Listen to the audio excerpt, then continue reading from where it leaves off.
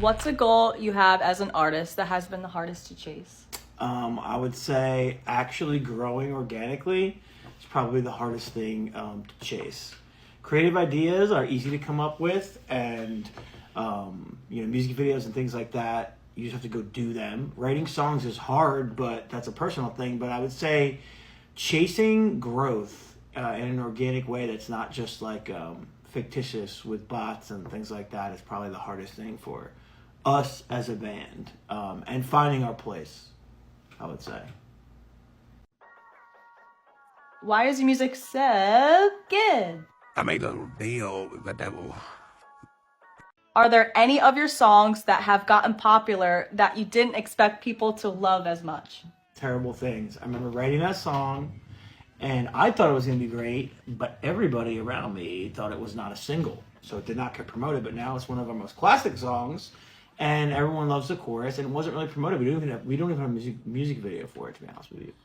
But Terrible Things, that's definitely one of them that people really liked. But yeah, I'm biased with all my music though, because they're all my little babies. All of them are great. What's the story of how you started Brick and Mortar? Here's the story. John was always an amazing drummer, and he told me to play the bass. And then we started an instrumental group and called that the Black Rhythm, and we would play every Monday at a place called Java Joint, a little coffee spot that everybody would come in be debaucherous at because the owner didn't care. And from that, we did that for probably 8 years. And I remember when I was around 25, maybe even longer than that, when I was around 25, I decided I needed to try to sing because I had a lot to say. And I just faked it from there. And that's the story of how Brick and Mortar started. I really just faked it. I faked that I was a singer, and now I'm kind of a singer, I guess.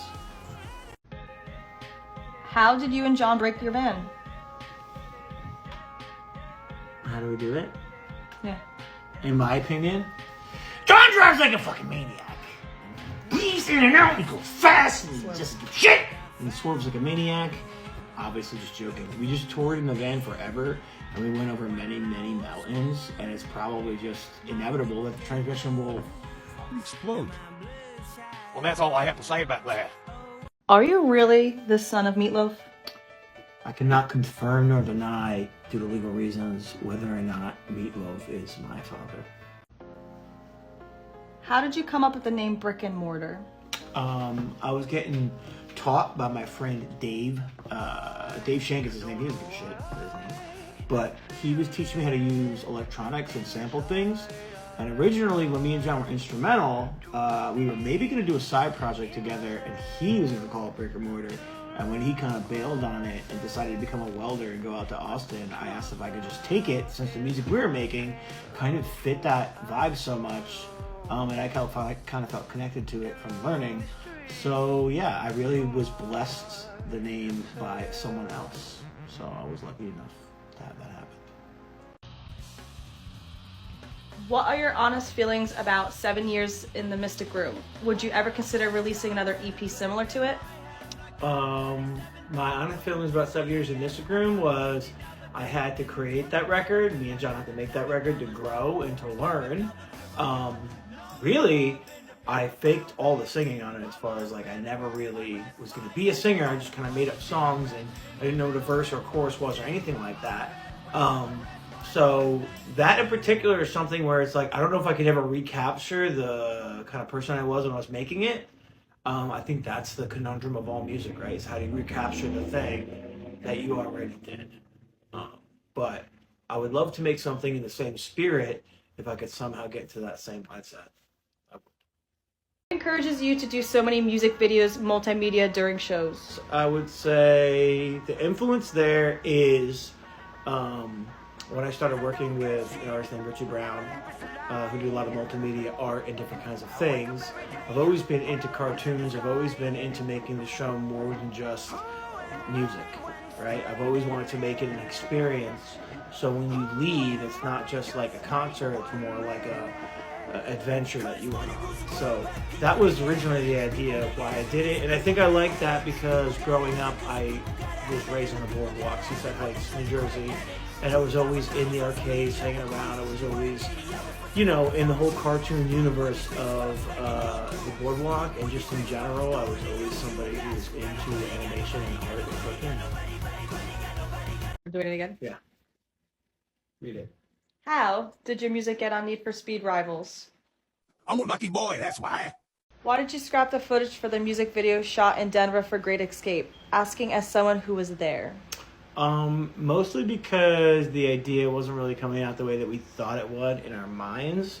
And we didn't really have the budget to go back and fix the things we wanted to fix to really make it come across the way we really wanted it to. But we appreciate you guys doing that. It means a lot. It just wasn't able to come to fruition. So I apologize. What is your process to turn your thoughts into lyrics for your songs? Not really one process. But I will say this.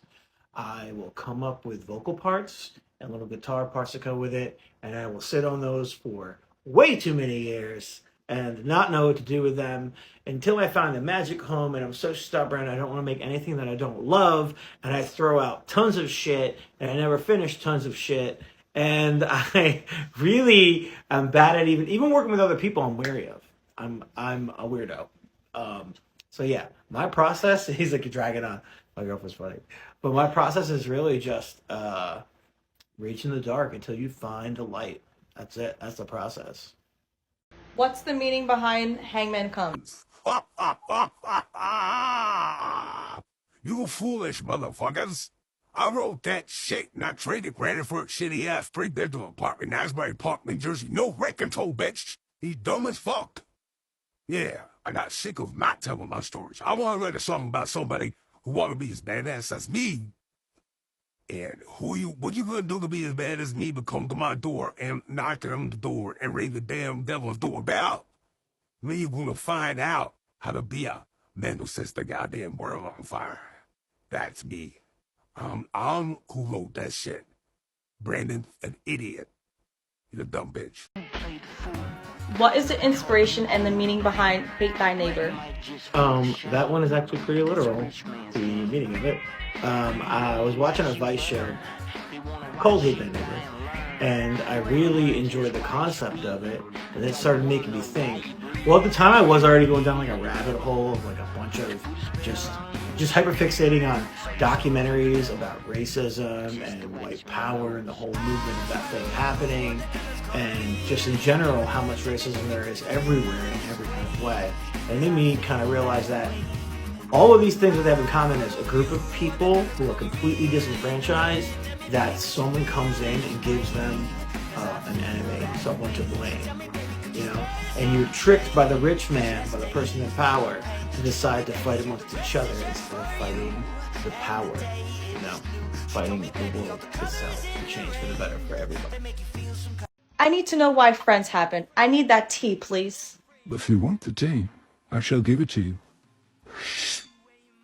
You see, darling, Friends is about the socio-economic relationship between the worker and the owner of the business.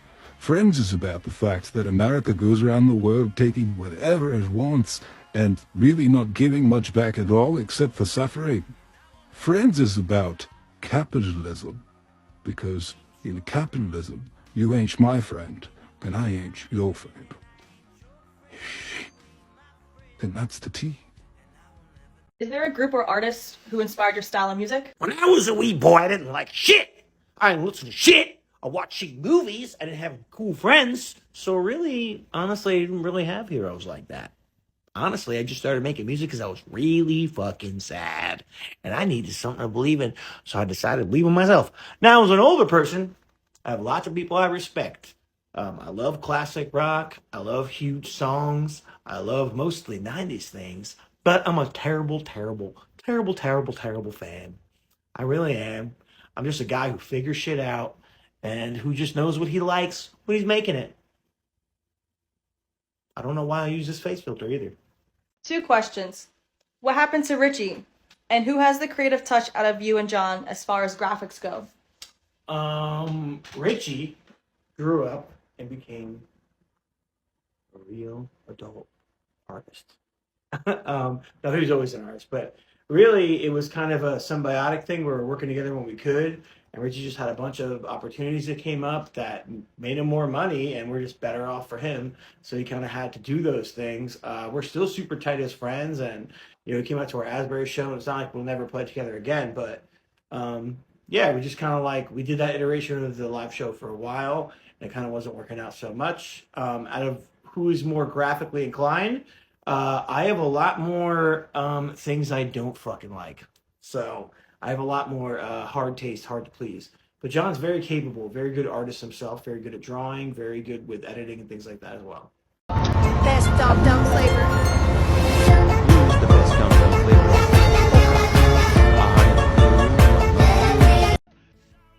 Now, Brandon, does Terrible Things have any specific meaning behind the lyrics? To me, this song is talking about intrusive thoughts, but that's just my interpretation.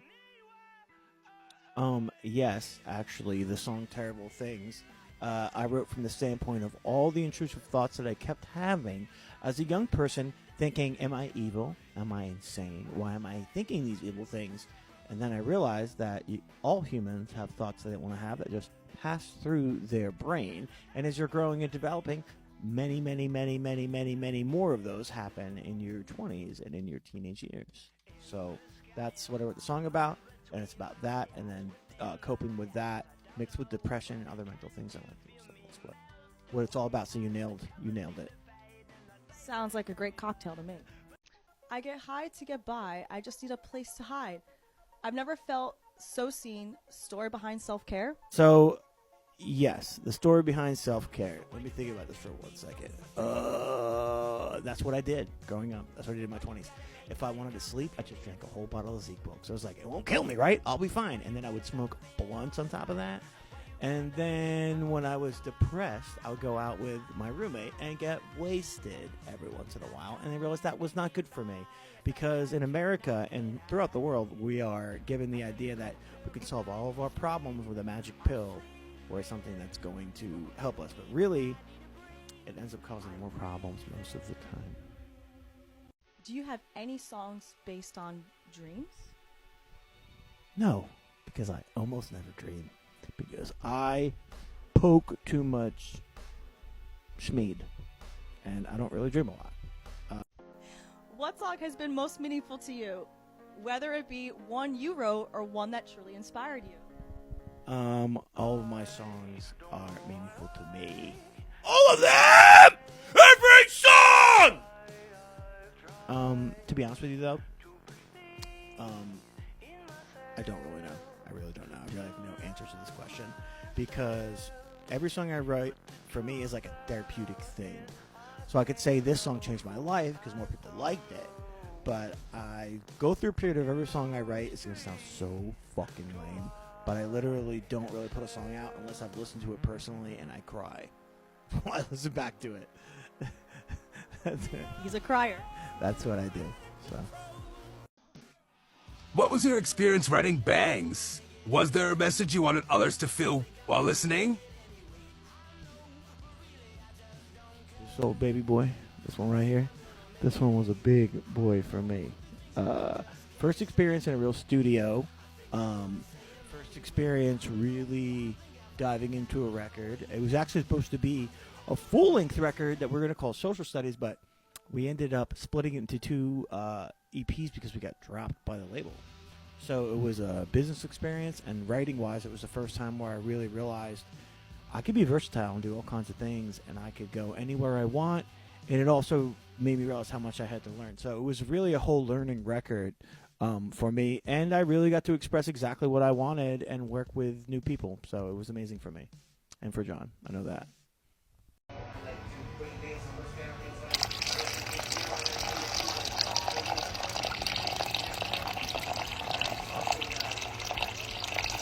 Ask the fucking question. I don't know what he's doing, y'all. 7 years in a Mystic Room feels very emotionally raw to me. Personally, I'm curious of the title of it. Also, can you explain the album art? 7 Years in the Mystic Room was very emotionally raw. It was the first record that I ever sang on, ever. And it was a big experiment, the whole thing. And I had those words for a very long time. And the album artwork came from a piece of wood that John, my drummer, actually drew on. We took that piece of wood, made it the background with all the crazy ass colors, and I'm really drinking this. And on top of that, we layered our images from the music video 20 Pound that we came up with the idea from to be stop motion animation with me, John, and Feeney. Don't drink the Kool-Aid, y'all. Who or what was the inspiration behind Staying Gold? The inspiration with Staying Gold for me was my problems with God, because I just didn't get why, if God was so powerful and so great, why would let so many terrible things happen. And everybody kind of makes it seem like the reason why he does that is because there's all these intricate butterfly effect things that happen to make good things happen when the bad ones do. But that seems really dick still. So I wrote a song about it. It's called Staying Gold. It's about questioning God, and even if he wasn't real, questioning whether you should follow him, because even if it was real, he would be brutal, right? So that's what the thought experiment of that song is. Hi, Brandon Azaraf here. I'm here to beg you to like and subscribe, because we're the real deal, independent band. I make all these songs with my best friend John Tagon. We write all of them. It's about my life. It's real. It's not just about money. I'm trying to make a living, but it's up to you guys to do that for me, so I don't have to be a worker man my whole fucking life. Thank you guys for listening. We love you guys.